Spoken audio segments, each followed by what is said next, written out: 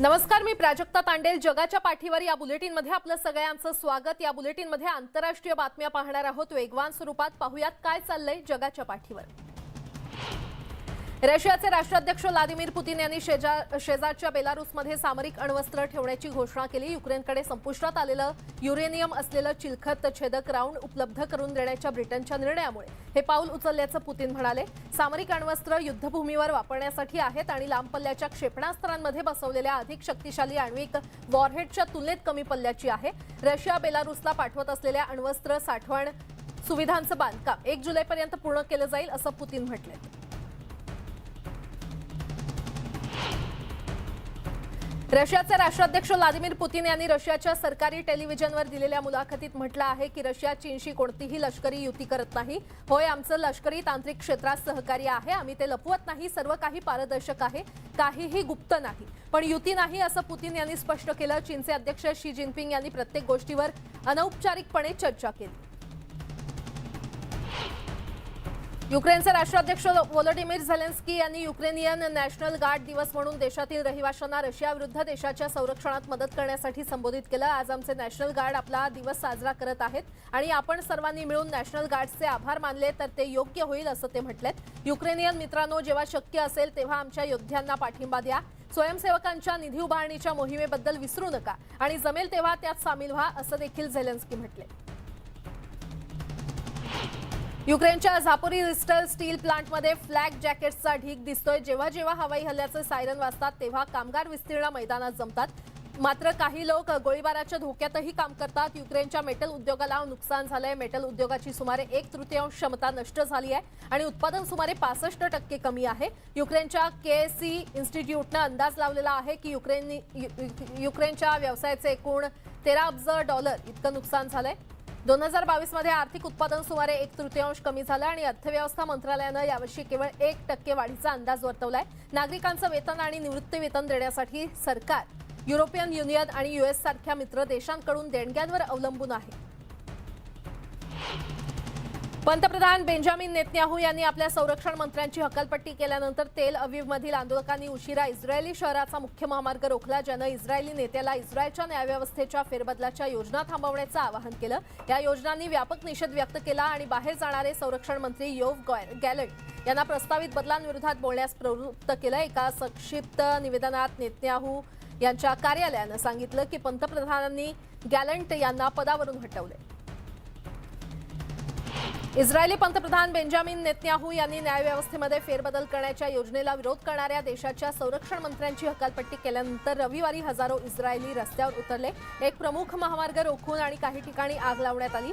गॅलंटनं Netanyahu यांना हा प्रस्ताव थांबवण्याचं आवाहन केलं होतं. आंदोलक तेल अवीवच्या आयलॉन महामार्गाकडे नेले. तिथे निळ्या पांढऱ्या इस्रायली ध्वज फडकवण्यात आले. रस्त्याच्या मध्यभागी एक मोठी शेकोटी देखील पेटवण्यात आली. योव गॅलंट यांनी नेतन्याहू यांना प्रस्ताव थांबवण्याचं आवाहन केलं होतं, जे सर्व न्यायिक नियुक्त्यांवर शासकीय आघाडीला अंतिम म्हणणं देईल. हे कायदे संमत करण्याचा देखील प्रयत्न करते, जे संसदेला सर्वोच्च न्यायालयाच्या निर्णयांना मूलभूत बहुमतानं ओव्हरराईड करण्याचा आणि कायद्यांचं न्यायिक पुनरावलोकन मर्यादित करण्याचा अधिकार देईल. पण नेतन्याहू यांनी गॅलंट यांची हकालपट्टी केली. इस्रायली नेत्याच्या न्यायिक दुरुस्तीच्या योजनेला आव्हान दिल्याबद्दल पंतप्रधान बेंजामिन नेतन्याहू यांनी अचानक त्यांच्या संरक्षण मंत्र्यांची हकालपट्टी केली आणि संतापाच्या उत्स्फूर्त उद्रेकात रात्री हजारो इस्रायली देशभरातील शहरांच्या रस्त्यावर उतरले. तेल अवीवमधील आंदोलकांनी मुख्य महामार्ग रोखला आणि मोठ्या शेकोट्या पेटवल्या, तर जेरुसलेममधील नेतन्याहूंच्या खासगी घराबाहेर जमलेल्या निदर्शकांनी पोलिसांशी झटापट केली. नेतन्याहूंच्या न्यायव्यवस्थेमध्ये फेरबदल करण्याच्या योजनेवर अशांतता आणखीनच वाढली आहे, ज्यानं मोठ्या प्रमाणावर निषेध व्यक्त केलाय. व्यापारी नेते आणि माजी सुरक्षा प्रमुख घाबरले आहेत आणि युनायटेड स्टेट्स आणि इतर जवळच्या मित्र राष्ट्रांकडून चिंता व्यक्त केली आहे. नेतन्याहू यांनी संरक्षण मंत्री योव गॅलंट यांना बडतर्फ केल्यानं पंतप्रधान आणि त्यांचे सहयोगी या आठवड्यात दुरुस्तीच्या योजनेसह पुढे जातील. गॅलंट हे सत्ताधारी लिकुड पक्षाचे पहिले ज्येष्ठ सदस्य होते. नेतन्याहूचे विश्वासू सांस्कृतिक मंत्री मिकी जोहर म्हणाले की त्यांनी न्यायालयीन फेरबदल थांबवण्याचा निर्णय घेतल्यास पक्ष त्यांना पाठिंबा देईल. नेतन्याहू यांनी ट्विट केलंय की आपण सर्वांनी नकाराच्या विरोधात खंबीरपणे उभं राहिलं पाहिजे. सौदीच्या नेतृत्वाखालील युतीविरुद्धच्या त्यांच्या युद्धाला 8 वर्ष पूर्ण झाल्याच्या निमित्तानं बंडखोरांच्या ताब्यातील राजधानी साना येथे हजारो येमेनी नागरिकांनी रॅली काढली। समर्थकांनी रस्त्यावर घोषणाबाजी केली आणि जल्लोषात रायफल उंचावल्या। येमेनमध्ये 2014 पासून गृहयुद्ध सुरू आहे। येमेनमधील 21 दशलक्षांहून अधिक लोकांना किंवा देशाच्या लोकसंख्येच्या 2/3 लोकांना मदत आणि संरक्षणाची आवश्यकता आहे। झेक संसदेच्या कनिष्ठ सभागृहाचे स्पीकर 150 जणांच्या शिष्टमंडळासह तैवानमध्ये परस्पर संबंधांना चालना देण्यासाठी भेटीसाठी आलेले आहेत। या भेटीमुळे चीन संतप्त झालाय। मार्केटा पेकारोवा अदामोवा यांनी सांगितलं की 6 दिवसांच्या या दौऱ्यात व्यवसाय, व्यापार, संशोधन, शिक्षण, संस्कृती आणि इतर संबंधांवर लक्ष केंद्रित केलं जाणार आहे। झेक तैवान संबंधांच्या इतिहासातील सर्वात मोठं शिष्टमंडळ असल्याचं म्हटलं जात आहे।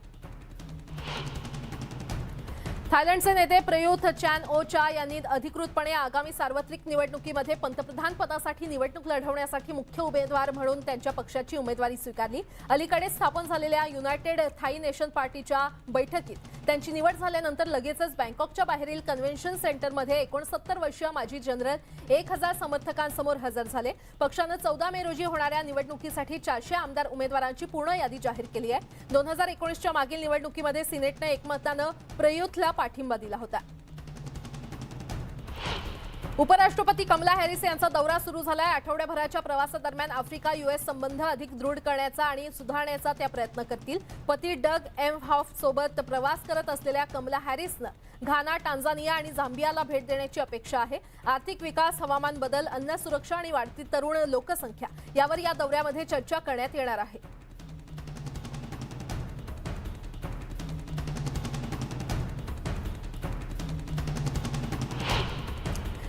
लोकशाही आणि सांस्कृतिक मुद्द्यांवर पश्चिमेकडून हंगेरीवर सातत्यानं टीका केली जाते। असोसिएटेड प्रेसला दिलेल्या मुलाखतीत हंगेरीचे परराष्ट्र मंत्री पीटर सिग्जार्टो यांनी सांगितलं की फिनलंड आणि स्वीडनला नाटोमध्ये सामील होण्याची परवानगी द्यायची की नाही यावर त्यांच्या देशानं मत दिलेलं नाही। युरोपियन युनियन, ज्यामध्ये 21 नाटो देशांचा समावेश आहे, बुडापेस्टला कोट्यवधींचा निधी गोठवला आहे आणि लोकप्रिय पंतप्रधान विक्टर ऑर्बन यांच्यावर मीडिया स्वातंत्र्य आणि LGBTQ अधिकारांवर कारवाई केल्याचा आरोप केलाय। युनायटेड स्टेट्स बरोबरच्या संबंधांबद्दल सिग्जार्टो म्हणाले की अध्यक्ष जो बायडन यांच्या नेतृत्वात त्यांच्या सरकारला गोष्टी अधिक कठीण वाटल्या। अध्यक्ष ट्रम्पच्या काळात राजकीय संबंध पूर्वी कधीही नव्हते इतके चांगले होते। तुरुंगातील कैद्यांचाही मतदानाचा अधिकार अबाधित राहावा यासाठी फौजदारी न्याय आणि मतदान हक्क वकील संपूर्ण US मध्ये काम करतायत। इलिनॉयमध्ये कुक काउंटी जेलमधील शेकडो कैदी शिकागोच्या महापौर पदासाठी आगामी रन ऑफसाठी मतदान करतायत। कैद्यांना मतदान करण्याची परवानगी देणं त्यांना सशक्तीकरणाची भावना देतं आणि बदलांना प्रेरित करण्याचा एक मार्ग असल्याचं cook county sheriff Tom dart यांनी सांगितलं।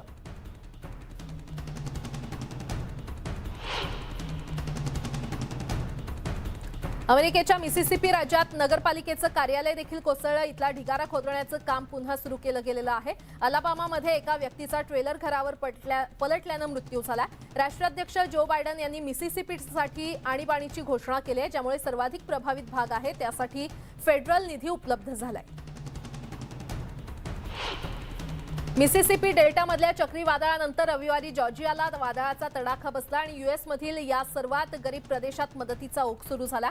जॉर्जिया, लुइझियाना आणि मिसिसिपी तसंच अलाबामा इथे पुन्हा गारपीट आणि सोसाट्याचे वारे वाहतील असा इशारा देण्यात आलाय।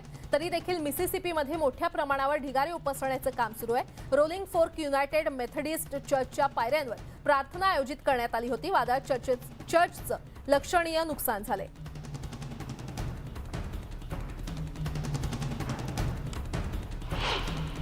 मिसिसिपीमधील रोलिंग फोर्कच्या महापौरांनी विनाशकारी चक्रीवादळानंतर राज्य आणि फेडरल सरकारकडे मदत मागितलेली आहे। शार्की काउंटी मिसिसिपी राज्यातील सर्वात गरीब काउंटीपैकी एक आहे। रोलिंग फोर्कचे महापौर एल्ड्रिज वॉकर म्हणाले, मला आत्मविश्वास वाटतो की पुन्हा उभं राहू आणि आम्ही तेच करू पाहत आहोत।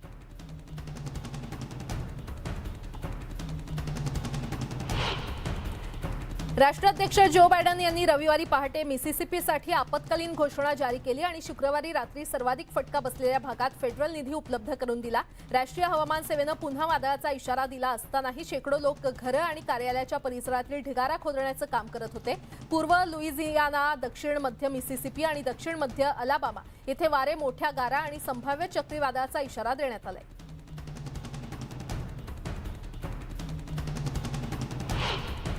शहरात पीडितांच्या मदतीसाठी स्थानिक आणि राज्य संस्थांकडून शोध आणि बचाव पथकं तैनात करण्यात आलेली आहेत। ही मिसिसिपी शहराची ड्रोनच्या माध्यमातून घेतलेली दृश्य आहेत। मिसिसिपीच्या ईशान्येस सुमारे 96 किलोमीटर वादळामुळे नुकसान झालंय। रोलिंग फोर्क आणि सिल्वर सिटी या ग्रामीण भागात जास्त नुकसान झालंय।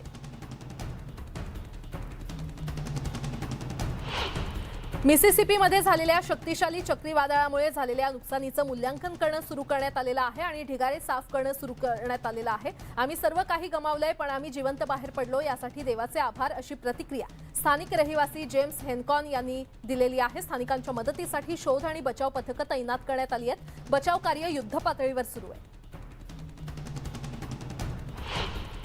रोलिंग फोर्कमधील स्थानिक अजूनही चक्रीवादळाच्या धक्क्यातून सावरलेले नाहीयेत। रॉडनी पोर्टर म्हणाले की या चक्रीवादळात संपूर्ण विध्वंस झालाय। जिथे जिथे तुमची नजर जाईल तिथे तिथे तुम्हाला घरं पडलेली दिसतील। काही ठिकाणी उतारावरची घरं कोसळून एकमेकांवर चढलेली आहेत आणि काही ठिकाणी वाहनांवर घरं कोसळली आहेत। सिल्वर सिटी म्हणून रोलिंग फोर्कमध्ये चक्रीवादळ येतं होतं आणि हे इतक्या वेगानं घडलं की आम्हाला कव्हर घेण्याची संधी देखील मिळाली नाही, असं स्थानिक ॲनेट बॉडी यांनी सांगितलं।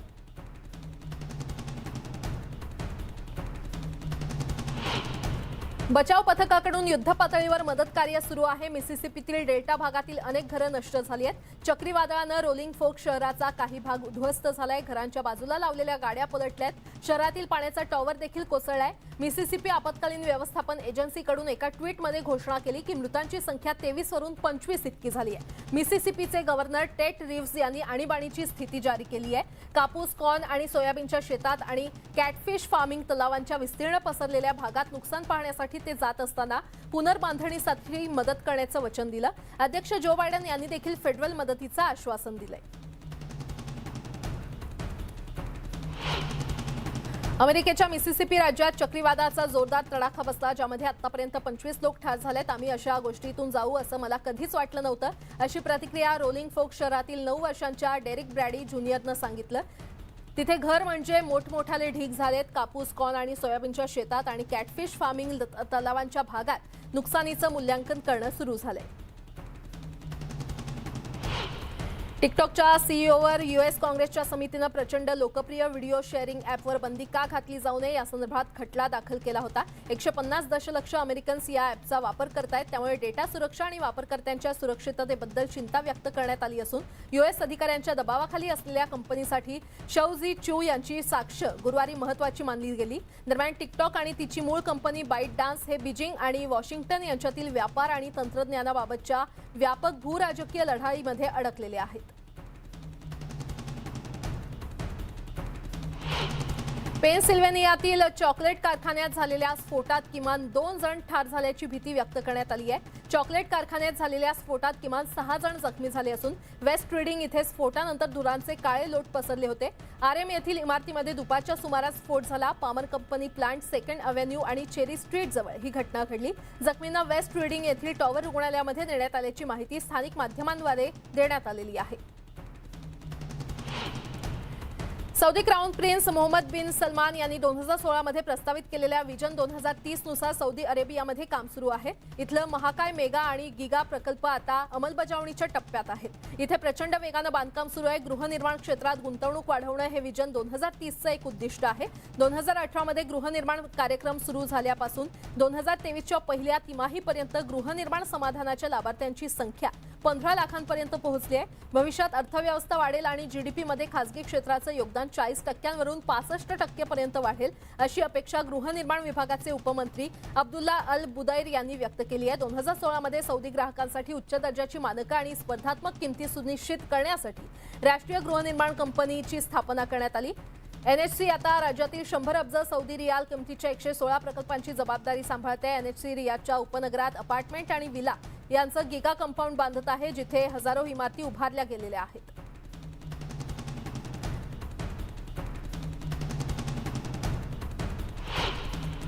ब्राझीलच्या राष्ट्रपती लुईज इनासियो लुला द सिल्वा यांनी रियो दी जेनेरो येथील राष्ट्रीय संग्रहालयाला भेट दिली। 2018 मध्ये हे संग्रहालय आगीत नष्ट झालं होतं। या ऐतिहासिक वारसा लाभलेल्या संस्थेला पूर्वीचं वैभव मिळवून देण्यासाठी या ठिकाणी काम सुरू आहे। त्याची पाहणी करण्यासाठी ब्राझीलच्या राष्ट्रपतींनी इथे भेट दिली।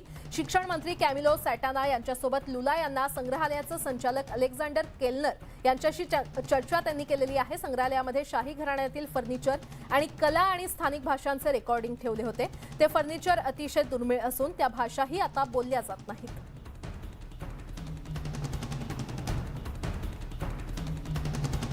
ब्रेक नंतर आपलं पुन्हा एकदा स्वागत। पाहूयात आंतरराष्ट्रीय बातम्या वेगवान स्वरूपात। ग्रीसनं अॅक्रोपोलिसमधून प्राचीन कलाकृती परत आल्याचं स्वागत केलं। 200 वर्षांपूर्वी एथेन्समधील प्राचीन स्थळावरून काढलेल्या शिल्पांचा संग्रह परत देण्यासाठी ब्रिटिश संग्रहालयावर दबाव आणण्याची मोहीम पुढे केली गेली। गेल्या वर्षी पार्थेनॉन मंदिरातील आणखी एका संगमरवरी शिल्पकलेचा तुकडा, प्राचीन ग्रीक देवी आर्टेमिसचा पाय दर्शवणारा तुकडा सिसिली येथील पार्लेमो येथील संग्रहालयातून अथेन्सला परत करण्यात आला।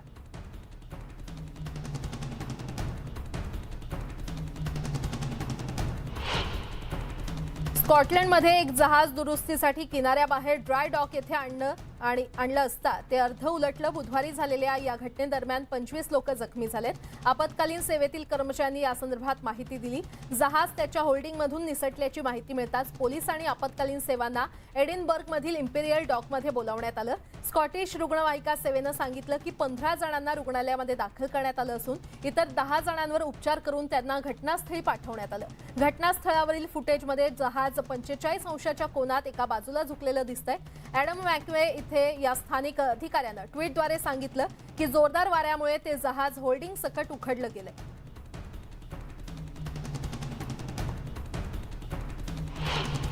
शनिवारी स्पेनच्या पूर्व कॅस्टेलॉन प्रदेशात जंगलात आग लागली। 1500हून अधिक लोकांना यावेळी स्थलांतरित केलं गेलंय। गुरुवारी लागलेल्या आगीमुळे आतापर्यंत 4000 हेक्टरपेक्षा जास्त जमीन व्यापलेली आहे आणि आगीचं कारण अद्याप अस्पष्ट आहे। प्रदेशातील आपत्कालीन सेवांनी सांगितलं की आतापर्यंत 8 गावं रिकामी करण्यात आलेली आहेत। दरम्यान अग्निशमन दलाचे जवान आग आटोक्यात आणण्यासाठी शर्थीचे प्रयत्न करत आहेत।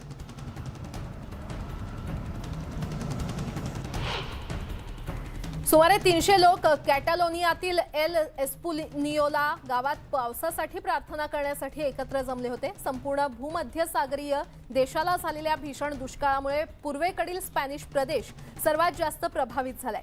परिसरातील शेतकऱ्यांनी स्थानिक बिशप फ्रान्सिस कोनेसा यांच्यासोबत प्रार्थना केली। 2 आठवड्यांपर्यंत पाऊस पडला नाही तर परिस्थिती कठीण होईल असं शेतकरी जोसेफ अल्तारिबा यांनी सांगितलं। इथल्या शेतकऱ्यांसाठी कृषी पर्यटन आणि शेती हेच उत्पन्नाचं प्राथमिक स्रोत आहे।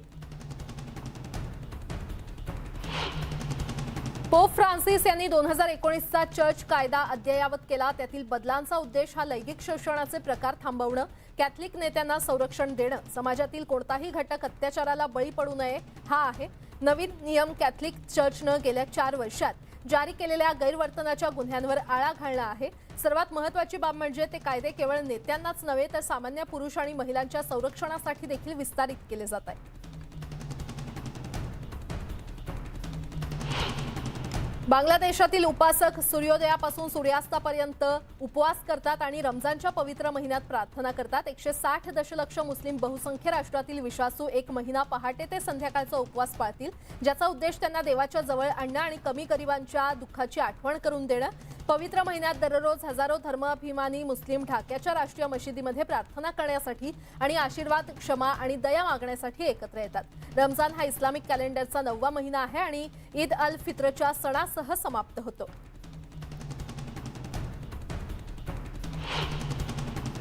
रमजान महिन्याच्या पहिल्या शुक्रवारी सामूहिक प्रार्थनेला उपस्थित राहण्यासाठी मुस्लिम बांधव जेरुसलेममध्ये एकत्र आले होते। जेरुसलेमच्या जुन्या शहरातील अल अक्सा मशिदीच्या कंपाऊंडमध्ये प्रार्थना करण्यासाठी अनेक जण वेस्ट बँकमधून आले होते। विशेषतः सुट्ट्यांमध्ये हे धार्मिक ठिकाण गजबजलेलं असतं। वेस्ट बँक आणि जेरुसलेममधील वाढत्या तणावामुळे मुस्लिमांच्या पवित्र रमजान महिन्यात हिंसाचार होण्याची भीती निर्माण झाली आहे। त्यामुळे इस्रायली सुरक्षा दलाकडून वेस्ट बँक ते इस्रायलमध्ये तसंच जेरुसलेमच्या जुन्या शहरांभोवती क्रॉसिंग पॉइंटवर पाहणी केली जाऊ शकते।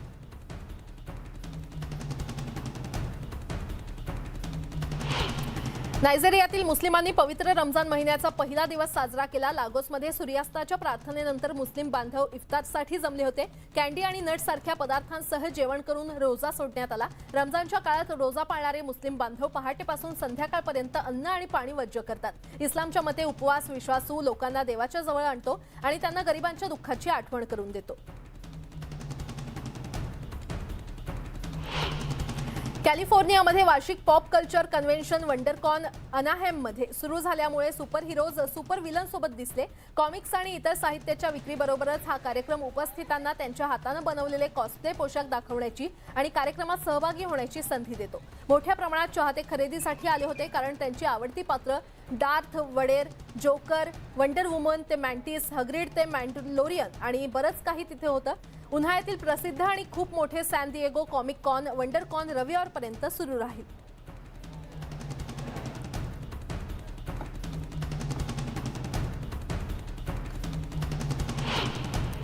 इजिप्त फॅशन आणि डिझाईन कौन्सिलनं कॅरो येथे पत्रकार परिषदेत इजिप्त फॅशन वीकच्या उद्घाटनाची घोषणा केली। भूतकाळ, वर्तमान आणि भविष्य या शीर्षकाखाली मे महिन्यात या कार्यक्रमाला सुरुवात होईल।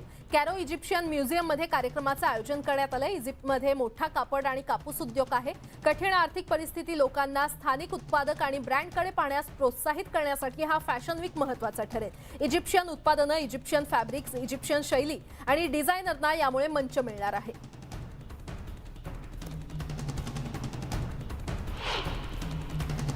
या बातम्यांसह या बुलेटिनमध्ये वेळ झाले इथेच थांबण्याची। मात्र ताज्या घडामोडींसाठी पाहत रहा न्यूज 18 लोकमत।